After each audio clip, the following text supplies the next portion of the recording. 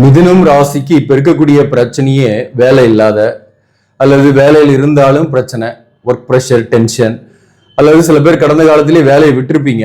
அப்படிப்பட்டவர்களுக்கு இந்த மாசத்துல என்ன பாசிட்டிவ் இருக்கு, அதே போல திருமண வாழ்க்கையிலையும் சில மிஸ் அண்டர்ஸ்டாண்டிங், கருத்து வேறுபாடு, ஒன்னா இருக்கிறவங்களுக்கு, பிரிந்து இருக்கிறவங்களுக்கு என்ன முடிவு கிடைக்கும் என்பதை பற்றியும் இந்த வீடியோவில் நம்ம டீட்டெயிலா பார்க்கலாம். மிதுனம் ராசிக்கு புதிய பாதையில் பயணம், புதிய வாழ்க்கையை ஆரம்பிக்க போறீங்க. இதோட மீனிங் என்ன அப்படின்னாக்க, சில பழைய விஷயங்கள் உங்களை விட்டு விலகி போகும்.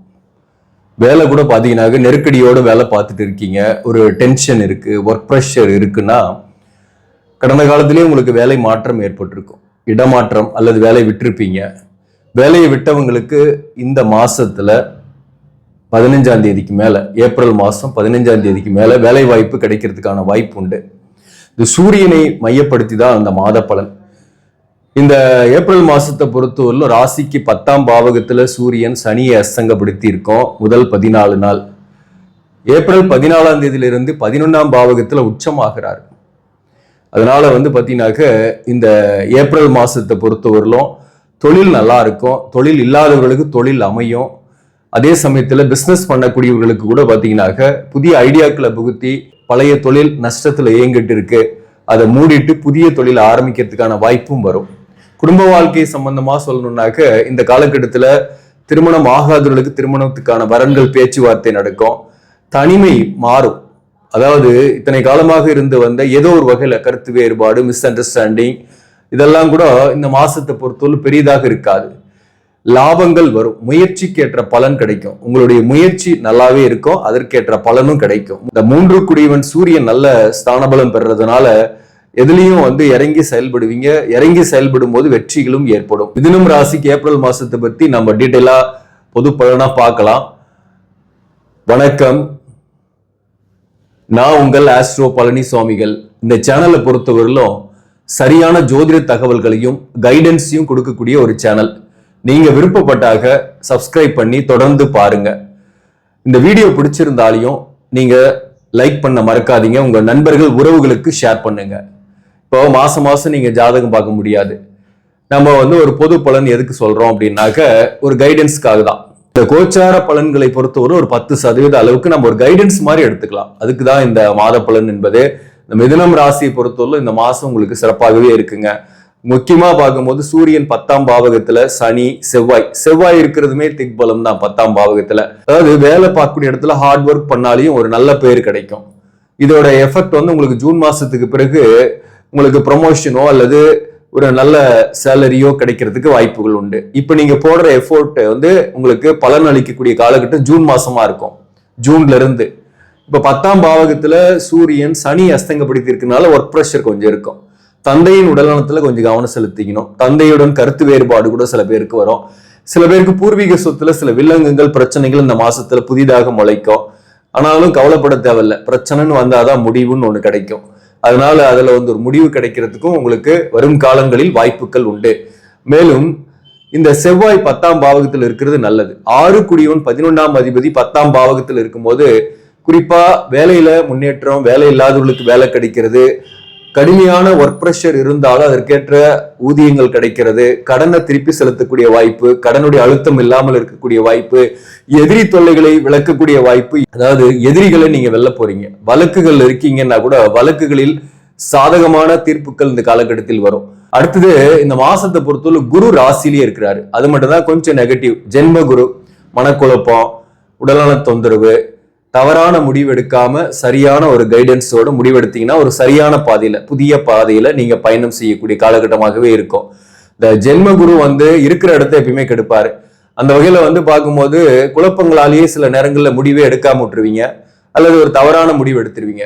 அப்படி தவறான முடிவு எதுனாக்க, இந்த நேரத்துல ஒர்க் ப்ரெஷர் இருக்குன்னு வேலையை விடாம இருக்கணும். ஒர்க் ப்ரெஷர் இருக்கும், ஆனா வேலையை விடாம இருந்தீங்கன்னா உங்களுக்கு நல்லது. ஆல்ரெடி வேலையில் இருக்கிறவங்களுக்கு. வேலை இல்லாதவர்களுக்கு பாத்தீங்கன்னாக்க குறிப்பா வேலை வாய்ப்பு தேடுங்க. கண்டிப்பா உங்க முயற்சிக்கு ஏற்ற பலன் இந்த மாசத்துல 15ஆம் தேதிக்கு மேல உண்டு. வேலை வாய்ப்பு, புதிய வாய்ப்பு கிடைக்கும். 10ஆம் பாவகத்துல சனி இருக்கிறது ஜீவன சனி. உங்களுக்கு ஜீவன பலம் எப்படியாவது ஒண்ணு வரும். அதாவது பொருளாதார வசதிகள் வரும். செலவுகள் ஒரு பக்கம் இருந்தாலும் பொருளாதார வசதிகள் வரும். அந்த வகையில வந்து பார்க்கும்போது பொருளாதாரம்ன்றதுக்காக உங்களுக்கு ஒரு வேலை கிடைச்சி ஆகணும், முயற்சி பண்ணுங்க. குரு பகவான் ராசியில் இருந்து உடல்நல தொந்தரவு பாதிப்பு போன்றவற்றை ஏற்படுத்துகிறார் இல்லையா? இந்த உடல்நல தொந்தரவு பாதிப்புக்கு நீங்க கொஞ்சம் சுப விரயங்கள் பண்ணிடுங்க. மற்றவங்களுக்கு தான தர்மம் பண்றது, அதே போல எளியோர்கள், வறுமையில் இருப்பவங்க, நோயாளிகள், இவங்களுக்கு ஆடை தானம், உணவு தானம் அல்லது செருப்பு வாங்கி தர்றது, மாற்றுத்திறனாளிகளுக்கு உதவி செய்யறது, புண்ணிய காரியங்கள், கும்பாபிஷேகம், கோவில் திருப்பணிகளுக்கு உதவி செய்யறது, இதெல்லாமே உங்களுக்கு நன்மைகளை கொடுக்கும். இந்த ராசியில குரு இருந்தாலும் 7ஆம் இடத்தை பார்க்கும். அந்த வகையில கணவன் மனைவி உறவு நிலை ஒன்றும் பெரியதாக கருத்து வேறுபாடுகள்லாம் இருக்காது. ஒன்னா இருக்கிறவங்களுக்கு, தனித்தனியா இருக்கக்கூடியவர்கள், பிரிந்து இருக்கக்கூடியவர்கள், சொல்ல போனாக சில முடிவுகள் இந்த காலகட்டத்தில் கிடைக்கும். உங்க ஜாதகப்படி தோஷங்கள் இல்லை என்றால் நீங்கள் வந்து சேரக்கூடிய வாய்ப்புகளை ஏற்படுத்தும். ஆனா ஜாதகப்படி தோஷங்கள் இருக்குன்னாக சில பிரச்சனைகளை இந்த காலகட்டத்தில் ஏற்படுத்தும். திருமண வாழ்க்கையில பிரிந்திருப்பீங்க, ஆல்ரெடியே வழக்குகள்ல கூட சில பேர் இருப்பீங்க, சில பேர் வழக்கு இல்லாம தனித்தனியா பிரிஞ்சிருப்பீங்க. அப்படிப்பட்டவங்க சேரத்துக்கான வாய்ப்பு என்பது இந்த காலகட்டத்தில் இல்லை. ஆனா தோஷங்கள் இல்லாம பிரிந்திருக்கீங்கன்னாக்க சந்திக்கக்கூடிய வாய்ப்போ சேரக்கூடிய வாய்ப்போ இந்த காலகட்டத்தில் ஏற்படும். ஆனாலும் வாழ்க்கை துணிவருக்கு ஹெல்த் இஷ்யூஸோ அல்லது சின்ன சின்ன மன வருத்தங்கள், சில கருத்து வேறுபாடுகள் இருந்தாலும் பெரிய அளவுக்கு பாதிப்பு இல்லை. இந்த 12ஆம் அதிபதியாக வரக்கூடிய சுக்கிரன் 5ஆம் அதிபதியாக வரார். 11ஆம் பாவகத்துல அந்த மாசம் ஃபுல்லாவே இருக்கிறாரு. சுக்கிரன் 12ஆம் அதிபதி 11ஆம் பாவகத்தில் இருக்கும்போது பிள்ளைகள் வகையில சுப செலவுகள், கல்வி கட்டணம் செலுத்துறது, வீட்டுக்கு ஆடம்பர பொருட்கள் வாங்கக்கூடிய வாய்ப்பு, பயணங்கள், சில பேர் வந்து கணவன் மனைவி 2 பேருமே சேர்ந்து சுற்றுலா செல்றது, இதெல்லாம் வந்து உங்களுக்கு இந்த காலகட்டத்தில் செலவுகளை ஏற்படுத்தும். 11ஆம் பாவகத்துல சுக்கிரன் சூரியனும் மாதத்தோட பிற்பகுதியில் இருக்கும். அந்த வகையில வந்து பாத்தீங்கன்னாக்க இந்த நேரத்துல எதிர்பாலினுடைய நட்பு, காதல் போன்றவை கூட சில பேருக்கு ஏற்படும். 11ஆம் பாவகத்துல இருந்து 5ஆம் பாவகத்தையும் பார்க்கு. அந்த வகையில வந்து பார்க்கும்போது இந்த காலகட்டத்துல தன் வீட்டையே பார்க்கறதுனால சுக்கிரன் எதிர்பாலினரால் மகிழ்ச்சி தான் அந்த காலகட்டத்துல. எதிர்பாலினுடைய நட்பு, காதல் போன்றவை கூட சில பேருக்கு ஏற்படும். இப்ப காதலர்களாக இருக்கீங்கன்னாக்க இந்த நேரத்துல உங்க ஜாதகத்திலையும் காதல் சக்சஸ் ஆகணும்ன்ற பிராப்தம் இருக்குன்னாக்க இந்த நேரத்துல அது வந்து பெற்றோர்கள் சம்மதித்து நீங்க வந்து அது ஒரு அரேஞ்ச் மேரேஜ் கூட கொண்டு போறதுக்கு வாய்ப்பு உண்டு. இந்த ஆல்ரெடி பழகிட்டு இருக்கிறீங்க, ஒரு நட்போடு இருக்கீங்க அல்லது ஒரு காதலோடு இருக்கீங்கன்னாக்க இந்த நேரத்துல வந்து ஒரு முடிவெடுப்பீங்க, திருமணம் செய்து கொள்ளலாம். அல்லது பெற்றோருடைய சம்மதத்துக்காக நீங்க காத்திருக்கக்கூடிய சூழ்நிலை வரும். பெற்றோருடைய சம்மதம் கூட கிடைக்கக்கூடிய வாய்ப்புகள் உண்டு, நீங்க பேசி பார்க்கலாம் இந்த காலகட்டத்துல. ஆனாலும் நம்ம ஜாதகத்துல அந்த கொடுப்பனை இருக்கணும், காதல் சக்சஸ் ஆகக்கூடிய கொடுப்பனை இருக்கணும். பொருத்தம் இருந்து அது உண்மையான காதலாக இருக்கும் பட்சத்துல திருமணம் செய்து கொள்ளலாம், தவறு கிடையாது. அடுத்தது பாத்தீங்கன்னாக்க தொழில் சிறப்பாக தான் இருக்கும்.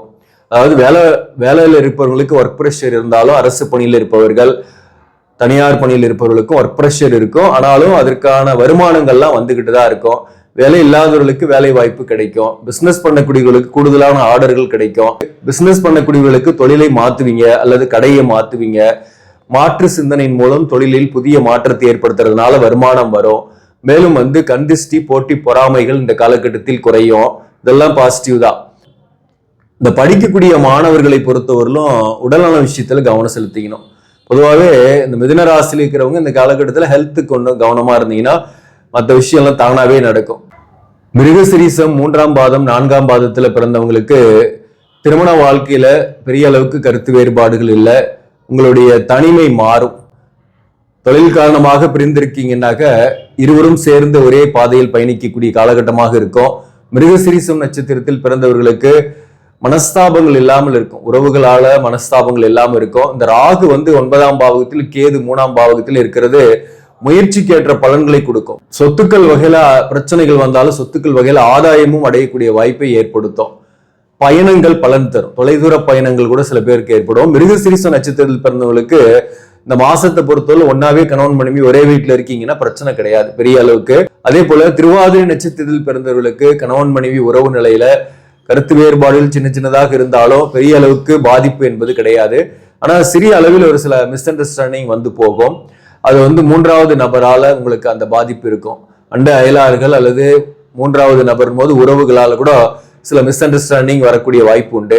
அதனால வாக்குவாதம் செய்யாம இருங்க, குழப்பங்கள்ல எந்த முடிவும் எடுக்காம இருங்க, அது நல்லது. உங்களுக்கு உடல்நல விஷயத்துல கவனம் செலுத்திங்க. பொருளாதார ஏற்றத்தாழ்வுகள் இந்த காலகட்டத்தில் ஏற்பட்டாலும் வெற்றிகரமாக சமாளிப்பீங்க.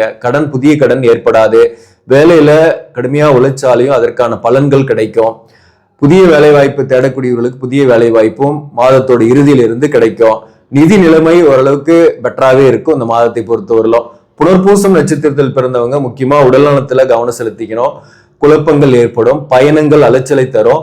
அதே போல தேவையில்லாத பயணமும் செய்வீங்க. கணவன் மனைவிக்குள் சிறு சிறு மிஸ் அண்டர்ஸ்டாண்டிங் வந்தாலும் பெரிய அளவுக்கு கருத்து வேறுபாடுகள் இல்லை. பிரிந்திருக்கக்கூடியவர்களுக்கு ஒன்று சேரத்துக்கான வாய்ப்புகள் இந்த காலகட்டத்தில் ஏற்படும். புனர்பூசம் நட்சத்திரத்தில் பிறந்தவர்களுக்குமே கடனுடைய அழுத்தம் இல்லை, புதிய கடன் வாங்க அளவுக்கு இந்த காலகட்டம் இல்லை. அதே போல பொருளாதார ரீதியாக ஓரளவுக்கு சமாளிப்பீங்க.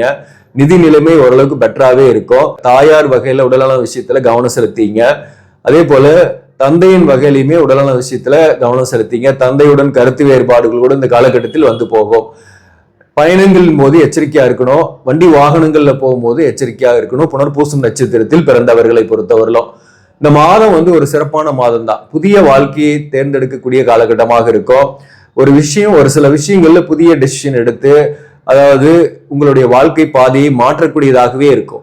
அந்த வகையில இந்த காலகட்டம் உங்களுக்கு சிறப்பு தான். இந்த மாதத்தை பொறுத்தவரை எந்தெந்த தொழிலெல்லாம் சிறப்பாக இருக்குன்னா, இந்த 10ஆம் பாவகத்துல போர்டுல பாருங்க, ஏப்ரல் 10ஆம் தேதியிலிருந்து புதனுமே 10ஆம் பாவகத்தில் இருக்கும். புதன், செவ்வாய், சூரியன், சனி. அதனால பாத்தீங்கன்னாக்க இந்த காலகட்டத்துல தொழிலை பொறுத்தவரையிலும் உங்களுடைய ஐடியாக்களை இம்ப்ளிமெண்ட் பண்ணுவீங்க. பிசினஸ் பண்ணக்கூடியவங்க, அதனால முன்னேற்றங்கள் வரும். நஷ்டமடைந்த தொழிலை மாற்றக்கூடிய வாய்ப்பு இந்த காலகட்டத்தில் ஏற்படும். வேலையில் இருப்பவர்களுக்குமே ஹார்ட் ஒர்க் பண்ணுவீங்க, கடுமையான உழைப்பு இருக்கும். அதற்கேற்ற ரெகக்னிஷன் பிற்காலத்தில் உங்களுக்கு கிடைக்கும். இப்போ இந்த மாசத்தை பொறுத்தவரை எந்தெந்த தொழில் சிறப்பாக இருக்கும் அப்படின்னாக்க, இன்ஜினியரிங் சார்ந்த தொழில், எலக்ட்ரிக்கல் எலக்ட்ரானிக்ஸ், அரசு பணியில் இருப்பவர்கள், ஆசிரியர் பணி, வக்கீல், இது மாதிரி வாக்கால் பழிக்கக்கூடிய தொழில், சேல்ஸ் அண்ட் மார்க்கெட்டிங் துறையில் இருப்பவங்க, அலைச்சல் பயணங்கள், ஒர்க் ப்ரெஷர் இருந்தாலும் வருமானங்கள்லாம் வரும். மற்றபடி மண்மனை, விவசாயம், கட்டுமானம், கட்டிடவியல், ரியல் எஸ்டேட்டு, கம்ப்யூட்டர், இந்த துறைகளில் இருப்பவர்களுக்கும் வருமானம் பெட்டராகவே இருக்கும். ஒர்க் ப்ரெஷர் இருக்கும். வேலையை ஒர்க் ப்ரெஷரோ அல்லது மேலதிகாரிகளுடைய டென்ஷனாலேயோ வேலை விடாம இருக்கிறது இந்த மாதத்துல ஒரு சிறந்த அட்வைஸ். அதை ஃபாலோ பண்ணீங்க. மொத்தத்துல இந்த மாதம் ஒரு புதிய பயணம், புதிய வாழ்க்கை அப்படின்றது தான் இந்த காலகட்டம். பெருமாள் கோயிலுக்கு சனிக்கிழமையில போயிட்டு வாங்க. துளசி மாலை அணிவித்து வழிபாடு செய்யுங்க. வேலை இல்லாதவங்க ஆஞ்சநேயர் வழிபாடு உங்களுக்கு நன்மை தரும். சனிக்கிழமையில வெற்றிலை மாலை சாத்தி வேண்டிங்க. வேலை கிடைச்சா வெத்தலை மாலை சாத்தி வழிபாடு செய்யறேன்னு வேண்டிக்கிட்டு ஒரு முறை ஃபர்ஸ்ட் வெத்தலை மாலை சாத்தி வேண்டிக்கிட்டு வாங்க. சனிக்கிழமை போயிட்டு வேலை கிடைச்ச உடனே அதை செய்யுங்க. கண்டிப்பா உங்களுடைய முயற்சிக்கேற்ற பலனை கொடுக்கும். அந்த மாசத்தை பொறுத்தவரையிலும் பெட்டரா தான் இருக்கு. நன்றி, வணக்கம்.